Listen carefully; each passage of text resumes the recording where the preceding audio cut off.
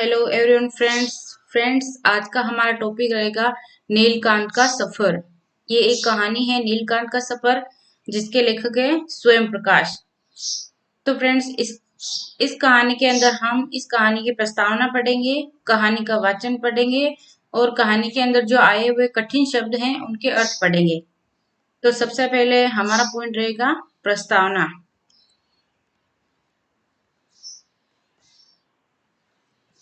एक मिनट ना।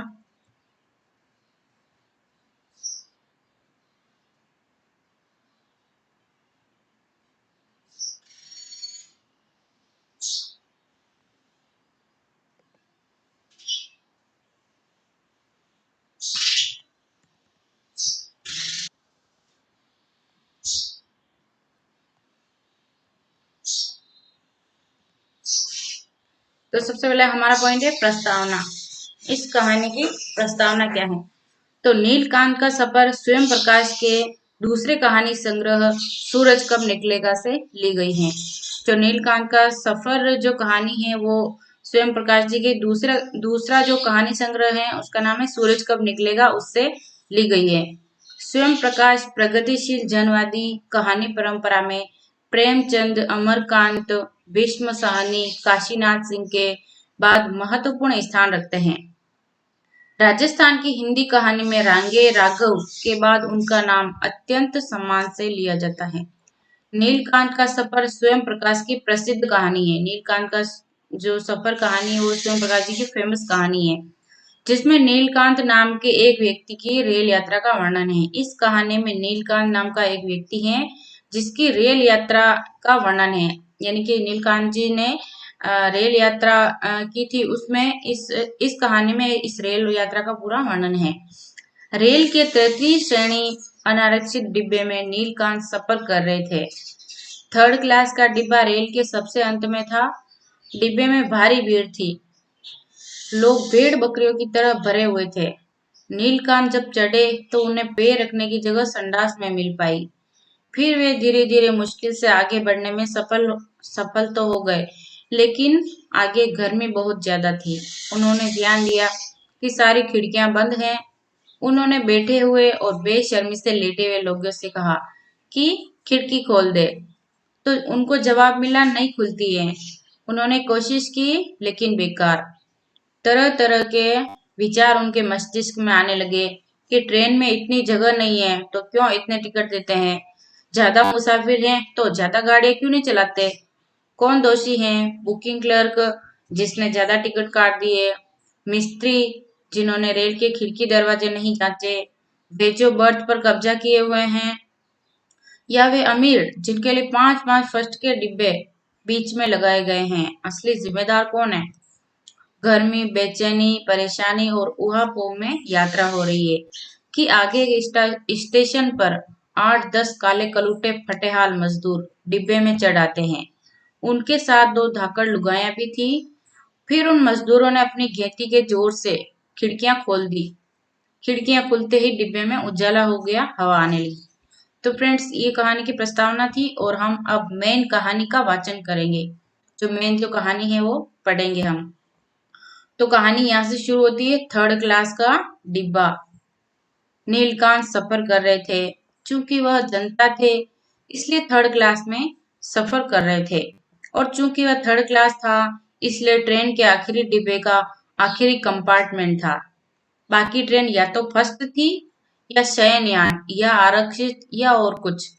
लगता था साधारण थर्ड के इस कंपार्टमेंट को भी पीछे मात्र दयावश या औपचारिकता निभाने के लिए जोड़ दिया गया। ऐसा लगता है कि खाली औपचारिकता निभाने के लिए इस डिब्बे को जोड़ दिया गया हो, ऐसा गंदा था। डिब्बे का दृश्य। नीलकांत जी जिस डिब्बे में यात्रा कर रहे थे उस डिब्बे का दृश्य कैसा था वो हम पढ़ेंगे। तो डिब्बे में भारी भीड़ थी। लोग भेड़ बकरियों की तरह भरे हुए थे। कुछ लोगों की नजर में हो सकता है यह उचित ही हो, पर मुझे पूरा भरोसा है कि आप उन लोगों में से नहीं हैं, क्योंकि आपको भी ऐसी ही स्थितियों में सफर करना पड़ता है। तो लोग एक दूसरे पर लदे जा रहे थे। जितने बैठे थे उनसे ज्यादा खड़े थे और कुछ लटके भी थे। ऊपर ऊपर की सीटें सामान से भरी हुई थी और फर्श औरतों से, यानी डिब्बा पूरा भरा था। पैर रखने की भी जगह नहीं थी। सीटें भी फुल थी और फर्श पे औरतें लेटी हुई थी और औरतें बैठी हुई थी या लेटी हुई थी और ना सामान भी बहुत सारा था सीटों के ऊपर। डिब्बे की सीटों पर 1, 2, 3 बाकायदा नंबर भी पड़े हुए थे और एक तरफ की दीवार पर लिखा हुआ था 35 सवारियों के लिए, यानी कि डिब्बों के ऊपर है ना नंबर पड़े हुए थे, नंबर लगे हुए थे कि 1, 2, 3 ऐसे सीटों के नंबर लगे हुए थे। और एक तरफ दीवार के ऊपर लिखा भी हुआ था कि ये जो डिब्बा है, रेल का डिब्बा, ये 35 सवारियों के लिए ही है। इससे पढ़कर अंदाजा होता था कि रेलवे में काम करने वाले आदमी कितने मजाकिया हैं। अम, क्या अंदाजा होता है कि जो रेलवे में काम कर रहे हैं वो लोग कितने मजाकिया हैं कि ये डिब्बा सिर्फ 35 सवारियों के लिए बनाया गया है और इन लोगों ने कितने सारे आदमी को भरा हुआ है अंदर। तो एक तरीके से मजाक ही हो गई ये तो। मसलन ये लिखने वाले, अब पाखाने का आलम देखिए। इस डिब्बे के यात्री, थर्ड क्लास के मुसाफिर, खासकर नन्हे या किशोर मुसाफिर, जनरल नॉलेज के क्षेत्र में दिशा मैदान या जंगल के परिचय से आगे नहीं बढ़ पाए थे और पाखाने में घुसते ही पता चलता था कि बेचारे काफी देर इसी दुविधा में पड़े रहे होंगे कि किधर मुंह करके बैठा जाए। इस पर टोटियों में पानी भी नहीं था। साबुन के स्थान पर किसी धर्म प्राण ने ढेर सारी मिट्टी जरूर भर रखी थी, यानी हाथ धोने के लिए साबुन नहीं थी लेकिन किसी जो है भले आदमी ने थोड़ी मिट्टी रखी हुई थी। और आईना नहीं था तो क्या बुरा था। ऐसी स्थिति में अपना थोबड़ा देखकर खामखा आदमी का मूड ऑफ ही होता है। यानी कि स्थिति इतनी खराब थी कि कोई भी इंसान मुंह में उसकी, मतलब है ना, आईने में उसकी शक्ल देखेगा तो उसका मूड खराब ही होगा कि कैसी स्थिति हो गई है, कैसी शक्ल हो गई है मेरी इस डिब्बे में आके, तो उसको बुरा लगेगा ही। अब आती है नीलकांत की कठिनाई। जो नीलकांत जी यात्रा कर रहे थे रेल के डिब्बे में, उनको कौन कौन सी कठिनाइयों का सामना करना पड़ा है वो हम पढ़ेंगे। इसी डिब्बे में नीलकांत सफर कर रहे थे। जो डिब्बे की हालत थी उसी डिब्बे में नीलकांत जी सफर कर रहे थे, खड़े हुए इसी संडास में। खैर, बाद में उन्हें डिब्बे में धंसने में सफलता भी मिल गई, पर संडास की बदबू दिमाग से नहीं गई। उनको डिब्बे में मतलब डिब्बे के अंदर जाने की जगह तो मिल गई, लेकिन वो संडास की जो बदबू थी उनके दिमाग से नहीं गई। उनको अभी तक वही खराबी फीलिंग आ रही थी। और हालांकि इस संघर्ष में उनकी बूढ़ी अटैची का कमजोर हैंडल हो गया। नीलकांत जी को बहुत सफर करना पड़ा था कि कहीं जगह मिल जाए, और जगह ढूंढने के चक्कर में या डिब्बे के अंदर जाने के चक्कर में उनकी अटैची का जो कमजोर हैंडल था वो टूट गया। और नतीजतन उन्हें उस बूढ़ी अटैची को बच्चों की तरह छाती से चिपका कर रखना पड़ा, यानी कि हैंडल तो टूट गया पकड़ने का था, तो उन्होंने छाती से चिपका के उनकी अटैची को रखा हुआ था। पर घुस तो गया ही पाखाने से तो अच्छे ही है, यानी कि जो पाखाना था जहाँ संडास के अंदर खड़े थे, तो उससे अच्छा तो ये डिब्बा ही है, वहां से तो अच्छा ही है, कम से कम बदबू तो नहीं आ रही। यहाँ लेटे हुए लोग, डिब्बे के अंदर जो लेटे हुए लोग थे उनके बारे में हम पढ़ेंगे। यहाँ आकर नीलकांत ने देखा कि जहाँ बहुत सारे आदमियों को पांव सरकाने को भी जगह नहीं है और कई अब तक लटक रहे हैं या निरंतर इस ताक में टंगे हैं कि कब आदमियों की तरह आराम से पैर टिकाने या पुट्ठे टिकाने का मौका मिल जाए, वहीं कुछ आदमी लेटे हुए हैं। नीलकांत को लगा जो लेटे हुए हैं वे कितने हृदयहीन हैं। माना कि आपने 5 रुपए दिए हैं और आपको बहुत दूर जाना है, पर कम दूरी वाले क्या मुफ्त में सफर कर रहे हैं? क्या उन्हें टिकने भर का अधिकार नहीं? औरतों तक खड़ी हुई हैं और ये बेशरम पैर पसारे पड़े हुए हैं।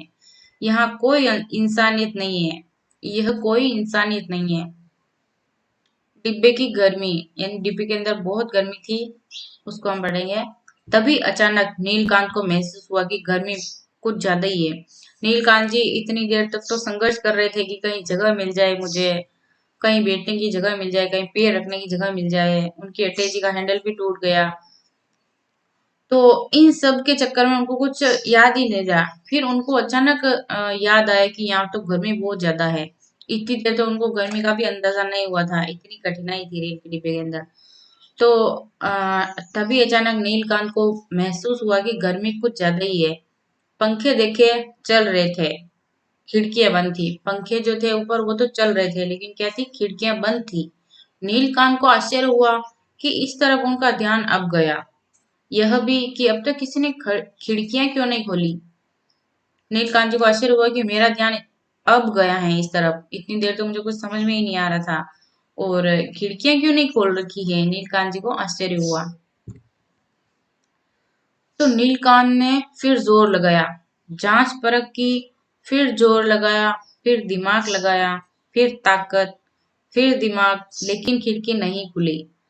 दूसरी भी नहीं खुली, तीसरी तक उन्हें किसी ने जाने नहीं दिया। बीसियों लोग पहले ही कोशिश कर चुके थे, यानी लगभग 20 लोग पहले ही कोशिश कर चुके थे। सारी खिड़कियां जाम थी। नीलकांत हताश हो गए, पसीने पसीने हो गए और खींच गए। नीलकांत जी बहुत टेंशन में आ गए गर्मी की वजह से।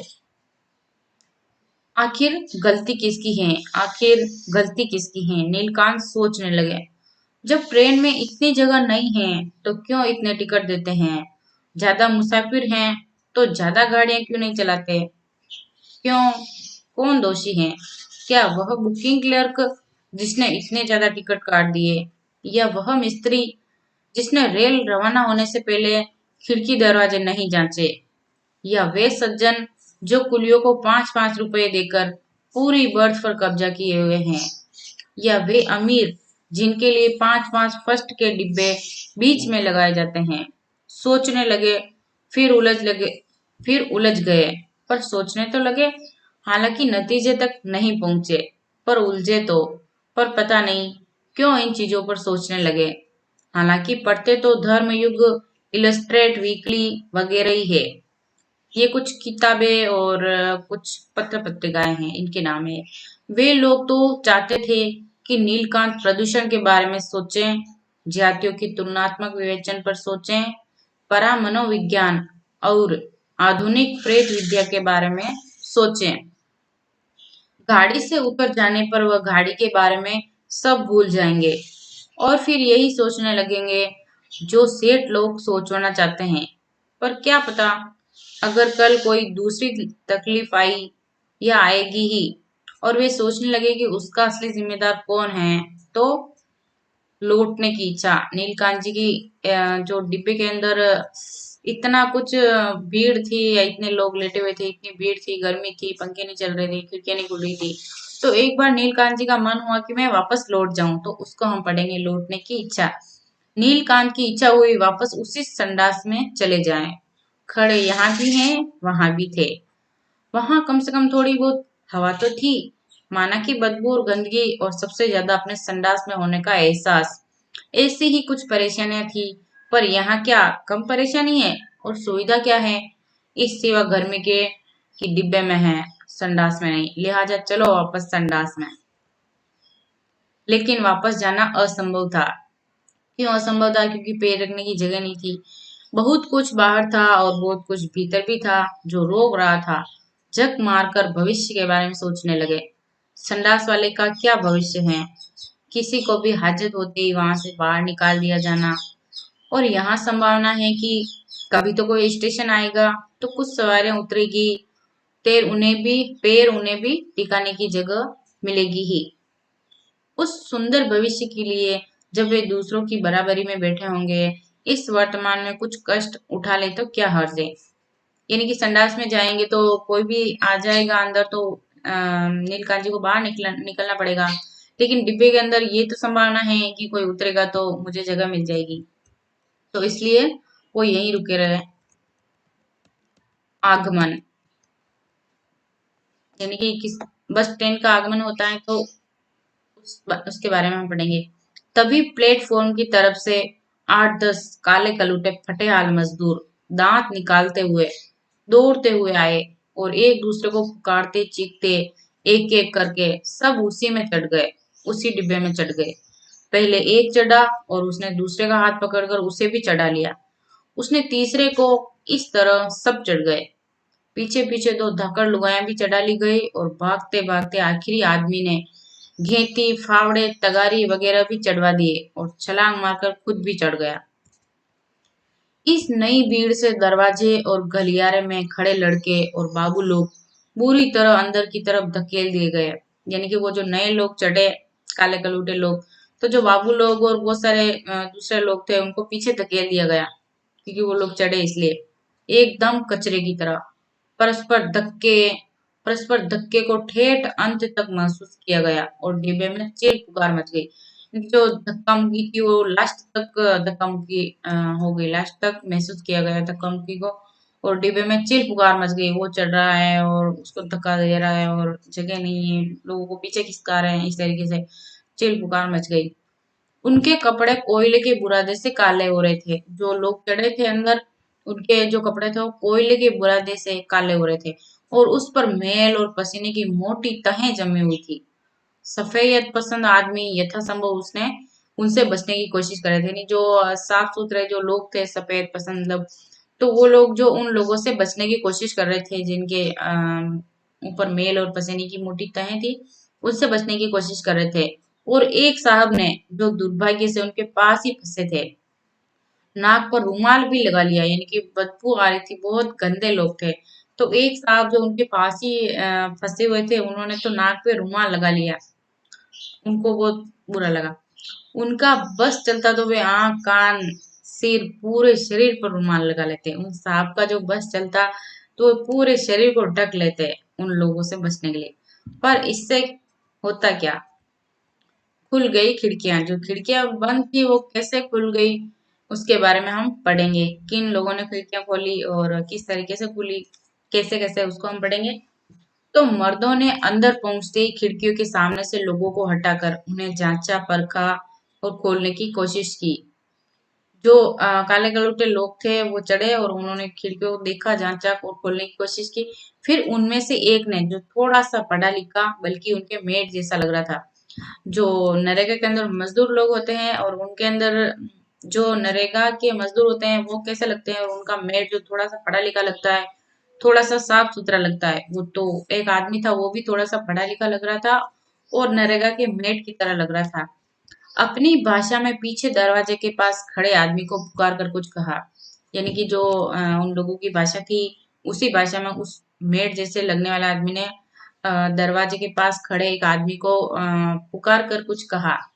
घेती मांगी थी, यानी उसने घेती मांगी थी, क्योंकि वह लोगों के बीच से होती हुई आई। यानी कि घेती एक आदमी को दी, उसने दूसरे को दी, तीसरे को दी, इस तरीके से जो है घेती लोगों के बीच से होके आई। घेती का सिरा एक खिड़की के सबसे निचले खांचे के एक खास कोण से फंसाकर उसने अपने साथी से कहा, दबा। अब इस दूसरे आदमी ने घेती के हत्थे पर एक खास जगह नई सदी ताकत लगाई और एक झटके में खिड़की खुल गई। यानी उन लोगों ने घेती से किसी तरीके से उसको फंसा के और धक्का मार के और खिड़कियों को खोल दी। सब लोग अनपढ़ मजदूरों के इस कारनामे को बड़े कौतूहल से देख रहे थे। सब लोग आश्चर्य से देख रहे थे कि इन लोगों ने किस तरीके से खिड़की को खोल दी। और जाहिर है कि वे खिड़की के खुल जाने से चकित और खुश हुए। जो लोग बैठे हुए थे, सो रहे थे सारे डिब्बे के अंदर, वो लोग खिड़कियों के खुल जाने से आश्चर्यचकित भी रह गए और खुश भी हो गए। वे भी जिन्होंने बहुत कोशिश की थी और नाकामयाब रहे थे, वो लोग भी खुश हुए और आश्चर्यचकित हुए जिन्होंने बहुत कोशिश की थी और लेकिन नाकामयाब रहे थे, और सोच रहे थे जब हम पढ़े लिखों से नहीं खुली तो इन अनपढ़ गंवारों से क्या खुलेगी। और वो लोग सोच रहे थे इतनी देर की, हमसे तो खुली नहीं और इनसे क्या खुलेगी, लेकिन फिर भी खोल दी। वे भी जिन्हें मजदूरों की क्षमताओं पर पूरा पूरा संदेह था, और वे भी जिन्हें डर था कि घेती या ताकत के इस्तेमाल से खिड़कियां टूट जाएंगी। कुछ लोग तो सोच रहे थे कि ये लोग खोलने की कोशिश कर रहे हैं लेकिन खिड़कियां टूट जाएगी, और कुछ लोगों को मजदूरों की क्षमताओं पे मतलब संदेह था, उनको विश्वास नहीं था कि इनसे खिड़कियां खुल जाएगी। सिर्फ लेटे हुए लोग खिड़कियां खुल जाने से खुश नहीं थे। इतने सारे जो लोग थे जो अलग अलग सोच रहे थे वो लोग तो खुश थे, लेकिन कुछ लोग जो थे, जो लेटे हुए लोग थे, वो खुश नहीं थे। वो क्यों खुश नहीं थे? क्योंकि उन्हें चिंता हो रही थी कि अब उनका लेटा होना बाहर से भी दिख जाएगा और सब साले मच्छरों की तरह इस डिब्बे पर टूट पड़ेंगे। यानी कि उन्हें इस बात की चिंता हो रही थी कि हम लेटे हुए हैं तो बाहर के लोगों को दिख जाएंगे हम, और वो साले मच्छरों की तरह इस डिब्बे के ऊपर टूट पड़ेंगे कि ये लोग लेटे हुए हैं तो यहाँ इसका मतलब जगह है, तो वो भी इसी डिब्बे के अंदर आ जाएंगे। और सफर। खिड़कियां खुलते ही सारे डिब्बे में उजाला हो गया था और ताजी हवा के ठंडे झोंके सपाटे भर रहे थे। बाहर हरे भरे लहराते खेत थे और पेड़ और नदियों और पहाड़ और उन सब पर बड़ी सुहानी शाम बिखर रही थी। थोड़ी देर में ये लोग कोई गीत शुरू कर देंगे, उदासियां दूर भाग जाएंगी। नीलकांत खुश थे, हालांकि खड़े थे। नीलकांत सफर कर रहे थे पर खुश थे। तो फ्रेंड्स, ये था पूरी कहानी का वाचन। और अब हम इस कहानी में आए हुए कुछ कठिन शब्दों के अर्थ पढ़ेंगे। सफर, सफर का मतलब होता है यात्रा। और शाश्वत, शाश्वत का मतलब होता है नित्य चिरस्थायी। सुराग, सुराग का मतलब होता है पता, अनुसंधान। और हमदर्दी, हमदर्दी का मतलब होता है सहानुभूति। और जो एक शब्द आया था उसमें धर्मयुग, तो धर्मयुग का मतलब होता है एक मासिक पत्रिका जिसके संपादक धर्मवीर भारती थे। जो धर्मयुग है वो एक मासिक पत्रिका है जिसके संपादक कौन थे? धर्मवीर भारती थे और 7वें दशक की लोकप्रिय पत्रिका है। और इलस्ट्रेट वीकली, इलस्ट्रेट वीकली क्या है? ये प्रसिद्ध अंग्रेजी पत्रिका है। ठीक है। और हाइजीन, हाइजीन का मतलब होता है कीटाणु रहित, स्वच्छ, एडजस्ट। और फैन, फैन का मतलब होता है भीतर की गर्म हवा को बाहर फेंकने वाला पंखा। फैन का मतलब पंखा होता है। अप एंड डाउन का मतलब होता है आवागमन, आना जाना। आदि, आदि का मतलब होता है अभ्यस्त, लालित और बेहद इच्छुक। तो फ्रेंड्स, ये कहानी हमारी यहीं खत्म हुई। अगर आपको ये कहानी समझ में आई हो और अच्छी लगी हो तो प्लीज वीडियो को लाइक कीजिए और चैनल को सब्सक्राइब जरूर कीजिए। और आपके जो फ्रेंड्स हैं उनको भी ये मतलब है ना, उनके कोर्स में भी अगर ये कहानी है तो उनको भी ये वीडियो शेयर कीजिए। धन्यवाद।